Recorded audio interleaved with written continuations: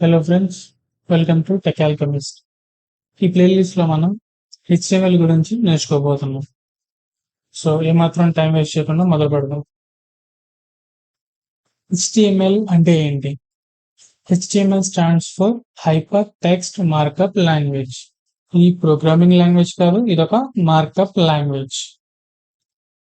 HTML describes the structure of a web page.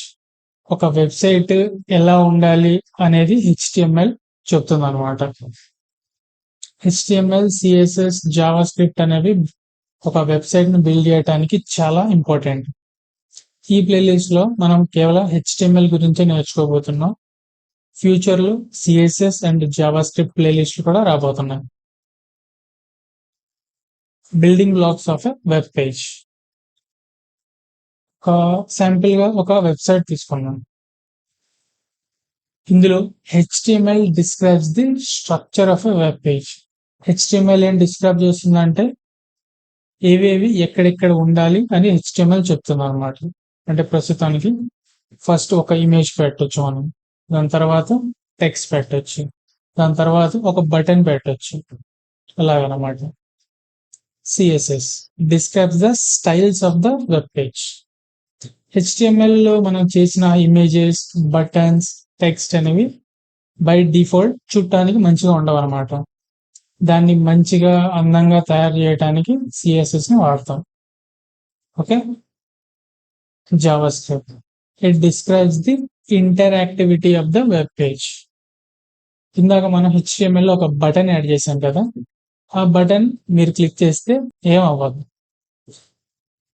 ఆ button ఏమైనా చెయ్యాలని మీరు బటన్ నొక్కగానే ఏమైనా చెయ్యాలి అని మీరు అనుకుంటే దానికోసం జావా స్క్రిప్ట్ ని వాడాల్సి ఉంటుంది. ఓకే. ఒక చిన్న ఎగ్జాంపుల్ ని చూద్దాం, ఈ మూడు ఎలా ఉంటాయి. సింపుల్ గా ఒక హెచ్టిఎంఎల్ ఫైల్ ని రాద్దాం, సరేనా. స్టార్టింగ్ లో ఒక ఇమేజ్ ని యాడ్ చేసాం, దాని తర్వాత కొంచెం టెక్స్ట్ యాడ్ చేసాం, దాని తర్వాత ఒక బటన్ యాడ్ చేసాం. చూడటానికి ఇది అంతగా బాగోదు అనమాట, కానీ ఇది హెచ్టిఎంఎల్ తయారు చేస్తుంది. జస్ట్ ఒక స్ట్రక్చర్ ని ఇస్తుంది. ఇమేజ్, దాని తర్వాత టెక్స్ట్, దాని తర్వాత ఒక బటన్, ఇవన్నీ ఒక స్ట్రక్చర్ ని హెచ్టిఎంఎల్ ఇస్తుంది. వీటన్నిటిని అందంగా తయారు చేయడానికి మనం ఏం వాడతాం?